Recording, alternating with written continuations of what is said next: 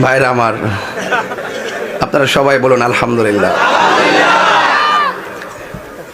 মানুষ আপনাকে নিন্দা করবে, মানুষ আপনাকে মন্দ বলবে, মানুষ আপনাকে বকাচোকা দিবে, যা বলা তাই বলবে, আর সেই বকা আপনাকে শুনতে হবে। এটা পার্ট অফ লাইফ।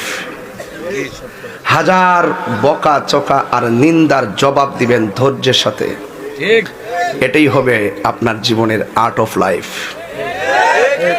আপনার মাঝে আর্ট লাগবে।